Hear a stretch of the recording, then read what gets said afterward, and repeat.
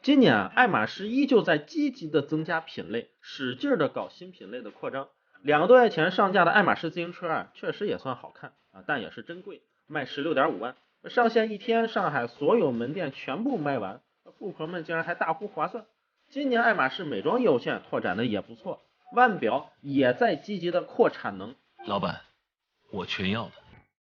很多人自然也好奇这波爱马仕品牌扩品类能成功吗？对别的品牌又有哪些参考意义呢？首先大多数人的印象是包才是爱马仕最受欢迎的产品线，一个入门款的包好几万遇到稀有款式上百万也很常见。不仅贵爱马仕的包也是出了名的有钱买不到想要买包你得先买其他产品证明品牌忠诚度，才能获得买包的等待权俗称配货。爱马仕一直在尽心思去筛选客户，那消费者到底该怎么理解它的配货现象呢？配货过程中又有哪些细节呢？作为奢侈品界万众瞩目的绝对王者，拥有近200年历史的爱马仕，到底是怎么变成穿越周期的印钞机的呢？它的未来又会往什么方向发展？大家好，我是大蜡主，这期我们全面的讲一下爱马仕。为了足够深度的研究这期我们扒了市面上海量的爱马仕记录资料包括已经绝版的日本漫画都给我们翻出来了很不容易但收获也很多。我们先从头看它的几次转型，再聊想做品牌延伸要注意些什么。现在为爱马仕疯狂的基本是女性但在最开始消费爱马仕的顾客基本都是骑马的男性。这个品牌第一代创始人 Hermes 父母很早就因为拿破仑战争去世了，从小在马具店打工我们后面就简称一代目老马吧。老马就这么一直干，在他37岁时才拥有了自己的第一家马具店。不过因为手艺好，产品精致慢慢就成了巴黎最好的马具供应商，甚至也接了很多拿破仑军队的活这也是爱马仕的 logo一直都有马车的原因。那会儿在法国有马车的，或者是讲究马鞍舒适性的，都是王公贵族，所以爱马仕以前的业务搁现在就跟做豪车座椅的差不多。实际马鞍针缝工艺的要求是比后来的包要高不少的，因为马长期是运动状态，好马鞍马的体型和骑手的舒适性都得考虑，也是要给马做很细致的测量。哪怕是现在订一个爱马仕的马鞍也得7万块，他们家前2代就一直做这个。等到了19世纪末工业革命持续带来的影响一个是马车变少了，这会影响马具的市场。另外因为有了火车，人们有了长途出行的可能，适合在旅途中使用的箱包类产品需求就出来了过去是没这种需求的。已经是第3代传人的老马的孙子埃米尔·莫里斯·爱马仕名有点长我们就叫他小三马吧，开始转型做钱包和旅行皮具，也就是现在令无数人疯狂的包。当然旅行箱这个红利LV 吃的更多一些。LV 也是先做的适合上火车的旅行箱市场后来才发力旅行包市场刚也说了，因为马具对牢固程度弯曲度的要求是远高于包的，所以对爱马仕来说这些反而是小 case。当然他们1987年出的第一款包仍旧是为了装马鞍上用的。爱马仕再次上一个台阶的关键是吃到了一个重要的技术红利，就是拥有了拉链在法国的专利权。这个技术再次帮爱马仕巩固了军工企业的地位。这是怎么回事呢？首先拉链这个技术最早是美国人发明，瑞典人改进的美国的科学世界好几十年前还把拉链评成了20世纪对人类生活影响最大的10大发明之首估计很多人小时候听过这说法。但是拉链的推广主要是靠法国人。原本拉链这个技术方案普及的非常慢，但是一战前在法国巴黎协和广场的上空发生了一起空难，搞飞行表演时候意外坠机了。最后人们发现是因为飞行员纽扣掉到发动机里，于是法国国防部下令不准在飞行服上钉纽扣。法国后来也成了全世界最早把拉链应用到军队的国家，然后欧洲才跟着学，美国又继续学欧洲给军装上拉链。那3代目小三马则很早买下了拉链在法国的独家专利权。他为什么有这种洞察呢？我估计也是因为拉链在军工领域普及之前在历史上最早的商品化尝试其实就是尝试用在长马靴上的。有一种非定制长筒靴的铁钩式纽扣多达20余个穿起来特麻烦，只是爱马仕一直搞定制的没怎么用。但这也足以让爱马仕对这个技术的潜力有更深的认知。后来垄断了这个技术后连香奈儿的裙子采购拉链都得是爱马仕的员工来代替安装所以一战军服的单子爱马仕也没少接。其实经过研究后，我发现很多奢侈品大牌基本一战、二战的红利都没少吃。但是今天好像只有巴宝莉乐意主动去承认并宣传自己是搞军大衣出身的，爱马仕反而是比较避讳谈这个。实际爱马仕供的一点也不少，而且人家是从法国的骑兵时代就开始供马具了，妥妥的那会儿的军工企业呀。而且爱马仕是先进的技术供本国，等本国马具需求下降时，接着给俄国沙皇供。不过小三马也慢慢发现，随着汽车增多，它的高级马具的 C 端市场需求其实是在下滑的。爱马仕甚至还因此生产过一段时间汽车配件，搞得它也很愁。终于在1922年，三代目决定开始大力做高端女性市场，这在当时又是个非常对的决策，因为欧洲社会由于有大量男性参军许多岗位空缺，这使得无数女性开始步入社会，填补男性的岗位。拿英国举例一战期间在政府中服务的妇女4年涨了10倍，在银行业工作的妇女4年则增长了20倍。全欧洲数千万妇女第一次从事有报酬的工作，而贵族阶层的女性其实也从劳动短缺中获得了身份的转变，因为那会儿欧洲还属于一个贵族男的不上战场被人瞧不起的末期。大家可能想象不到，其实一战前很多贵族家里的女性虽然是贵族，但是经济是完全不独立的。但是一战后，她们也有机会从事商业活动了，这部分女性自然也有了自主的强大购买力，也意味着爱马仕的潜在高端用户结构出现了一个巨变。我们看一战后很多女性照片其实穿男装的很多，但那会儿大家也觉得正常，对此有洞察的人很少。这个故事在今天其实还在发生，我们后面会深入讨论。所以小三马为了切入这个市场根据他夫人的需求做出了女性小手提包，这个新市场一下就打开了。1937年也是爱马仕公司成立的第100年，三代目又推出了一个逆天的女性产品，就是丝巾。所以直到今天，爱马仕最重要的2个产品线都是小三马打造的。他们的丝巾为什么越做壁垒越强呢？主要是创作机制，三代目已经对艺术有了足够深的理解。你以为他们在做丝巾，其实是一直在做内容，因为他们会养活大量的不同国家与文化背景的绘画艺术家，常年赞助他们的团队全世界去玩对，就以玩为主，去旅行去采风，就为了获取丝巾的绘画灵感。后来又开始坚定每年定一个主题故事，设计师们再根据主题去创作。而近100年的主题基本还是以民风民俗传统文化、奇妙大自然为主，跟咱小学4年级以前学生写作题材高度相关。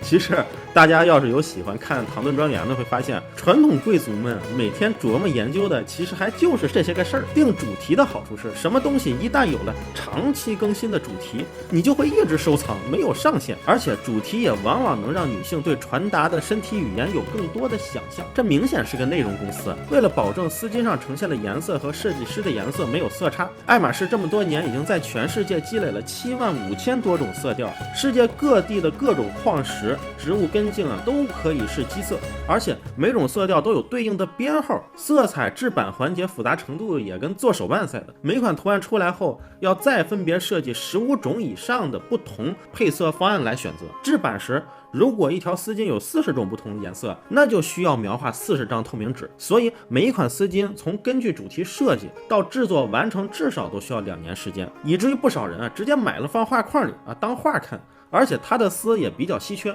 用的是巴西一种蝴蝶的蚕茧。即便如此，丝巾依旧是毛利极高的产品，这也是一个典型的在内容上追求极致，让壁垒越来越强的案例。到这里爱马仕的史上最强产品 Kelly 和 Birkin 还没有出现这个就涉及到第4代、第5代传承人了。三代目自己对爱马仕做出了巨大的贡献，但是他没有儿子，4个女儿也没有接任爱马仕的 CEO。爱马仕第4代由其中一位女婿罗伯特·杜马斯接掌了，所以这也是为什么后面几代执掌企业的人名字里就没有爱马仕的姓了。公司里虽然仍偶尔会有姓爱马仕的担任一些职位，但姓爱马仕的确实不再是最核心的集团。爱马仕的财富大头直到今日也主要是由杜马斯家族持有了。今天的媒体讲到这家企业，有的是用杜马斯家族代指，有的仍用爱马仕家族代指。不过毕竟整个大家庭还是沾亲带故，我们视频接下来为了方便依旧叫爱马仕家族吧。他们家族运作的方式我们一会儿会再细讲。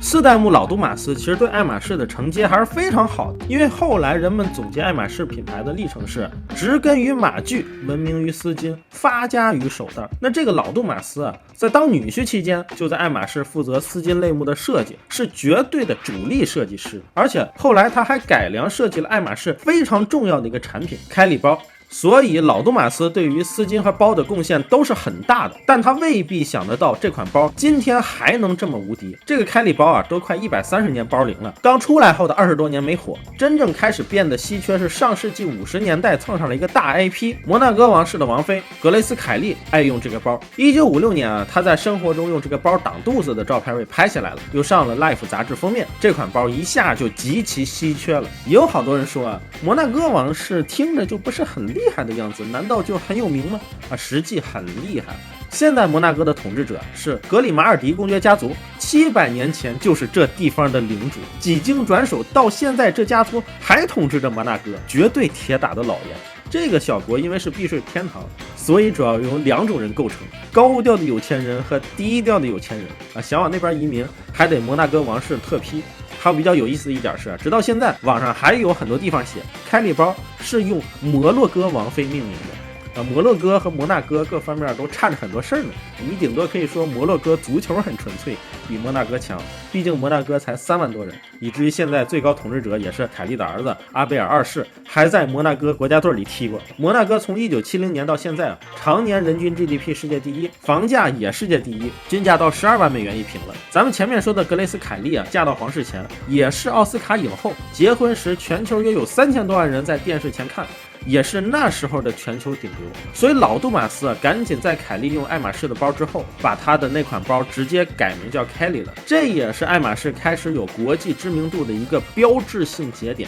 实际摩纳哥王室别的牌子也不少用，但爱马仕先这么干，在当时还是比较超前的。而且这么多年，爱马仕一直坚信一个逻辑，从不请代言人。今年爱马仕30%的净利润率远高于 LVMH 的17%，靠的就是没代言费用，营销费用也低。另外，一般当一个品牌在某品类有绝对压倒性优势时，这个品牌在宣传上反而从来不讲自己是某某领域的第一，也没有必要大家联想一下，做手机的苹果，做搜索的谷歌酒中的茅台，饮料中的可乐，是不是也是这样？你还能想到什么品牌可以打在公屏上。爱马仕在对外宣传上甚至不提自己是奢侈品，连续几十年，他们家族的各种人在接受对外的采访时，都会统一口径说，爱马仕不是奢侈品，它只是手工艺品。这也算爱马仕搞品牌的精华了。广告也多会强调自然、户外、旅途、打猎、奇幻、童话、孤独这些概念。其他2、3线奢侈品牌广告里多多少少会偶尔有现代都市场景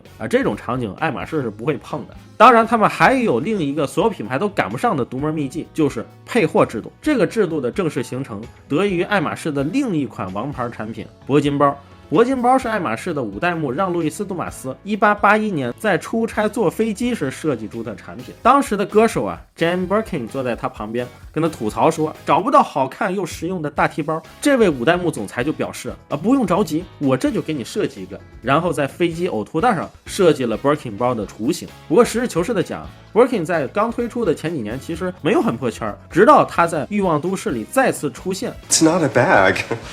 it's a Birkin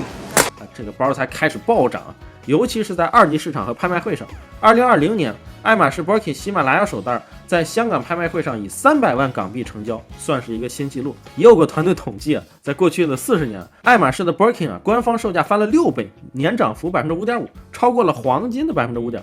但是统计这个数据的也没有算你配货花的钱。这些年配货的标准越来越高，Birkin 和 Kelly 甚至一度最高到了1比2.5的夸张程度，相当于买一个10万块钱的包，要买25万别的东西才有可能买到包。那能配点啥呢？比如这个5000多的大勺还有这个30多万的麻将牌。你说用这个麻将你得打多大的？这个工地安全帽，后来佳士得拍卖价格到过5万多元。也并没有什么名人戴过，不过你可以说它是光头强同款。这个卷尺3000多块，和安全帽可以凑成工地土木套装，有时候配了货也不一定能获得买包权。比如去年就有人配货配了15万多，最后销售没给包，跑到人家门口举牌控诉，上了热搜。在爱马仕销售新员工入职要交代的第一件事就是，如果有人要问 Birkin 或 Kelly， 要回答没有不知道。就算有包也就拿一个颜色，给别人买到即赚到的感觉。一般奢侈品的购买者有2类人群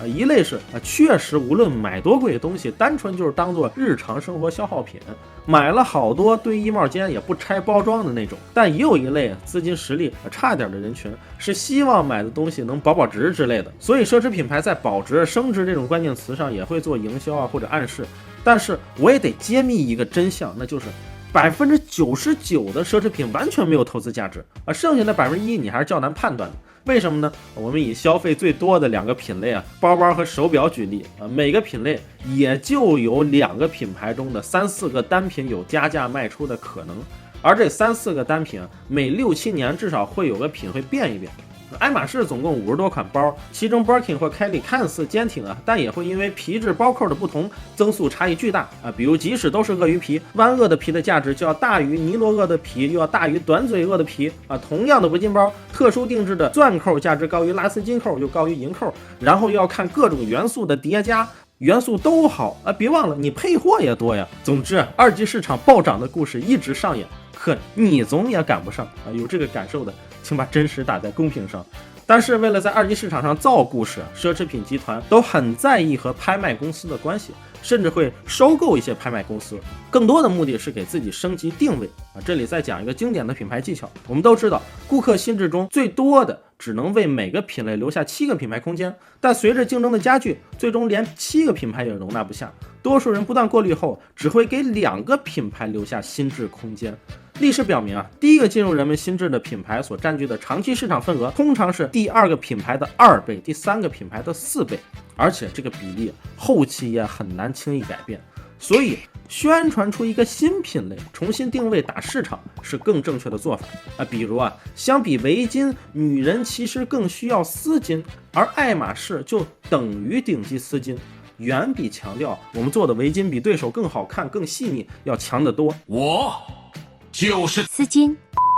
而在品牌感知上，爱马仕注重在拍卖上发力，选择打收藏品的心智。虽然多数极富有之人难以承认这个逻辑，但潜意识自然被动接受了这是最贵手袋这一层认识，这就够了。就好比怕上火喝王老吉是尝试把自己包装成降火药物这一品类，农山泉有点甜尝试把自己包装成微甜饮料这一品类，大家未必真信，但也足以在凉茶与水2个类目里站住脚。所以爱马仕对扩品类很慎重，一代人顶多扩1、2个大品类，这就需要有很强的定力，这一点就需要整个家族的继承人们非常有凝聚力，放弃短期利益，每一代只把自己当成一个看护者，做决策只做长期决策，这样越干也就越不受经济周期的影响。像今年上半年他们收入增长29%，全世界都在做公司瘦身，爱马仕反而在今年下半年加速招聘，还给1万多法国员工做了2次加薪普调。再比如10年前著名的 LVMH 与爱马仕家族之间的收购战，因为经过好几代之后，爱马仕的股东十分分散， LVMH 的大老板阿诺特想逐个击破200多个家族成员收购爱马仕，但爱马仕选了50多个成员在巴黎开了一个极为秘密的会议，事先只有一小部分家族成员知道具体地点，会议现场没有留下任何纪要，连参会成员也被要求在进入房间之前交出自己的手机。会议成果是家族成立了 H51 家族控股公司，51的寓意是51%股份份额的意思，而且设定了对其余成员家族控股公司有优先购买权。在各个管理学院这是个很高频的案例，但很少有人讲这个事儿。最关键的真正一锤定音的还是爱马仕最后直接让法国金融市场监管局出马，把阿诺特暴锤了一顿。因为爱马仕这个企业更本质的优势是180年来他们在政商联姻错综复杂的欧洲大陆掌握的各种家族信息，而且不同家族兴衰的逻辑本身就是他们积累的各类样本，他们实质上是把家族当成产品在打造。我们看一下他们选接班人的机制，爱马仕家族成员开始评估下一代核心团队，从新继承人的6岁到14岁就开始了。一个是让他们对设计与艺术产生兴趣，同时还要通过组织他们参观各个子公司和供应商，观察他们的反应，充分考量人选的个性和对商业以及赚钱的兴趣。当然他们在幼儿时期就被教育爱马仕不是哪个私人的，而是每个家族成员都要去耕耘的土地，最好是未成年前就在家族公司开始干基层工作。当然如果你想去其他公司工作，家里也是鼓励的。比如第6代接班人埃克塞尔·杜马斯14岁开始基层工作， 18岁就已经开始在家里公关部门做了。等别人大学毕业后啊，他已经有了小10年工作经验了。大学毕业后又被送去巴黎银行干了8年，其中有2年是在北京，这也让他能充分理解中国市场。终于有一天啊，他的叔叔5代目让·路易斯·杜马斯问他：“你想不想回爱马仕工作啊？”艾克塞尔说：“想。”路易问他：“你想去做什么工作？”他赶紧回答：“除了财务，让我干啥都行。”于是他叔叔就让他去做了财务工作。如今他正带领爱马仕用在颜色上的沉淀向未来的彩妆业务发力。未来在美妆方向，爱马仕也会有很多新机会，比如可冲装的高端美妆产品正走向主流。视频的最后，我们聊一下爱马仕家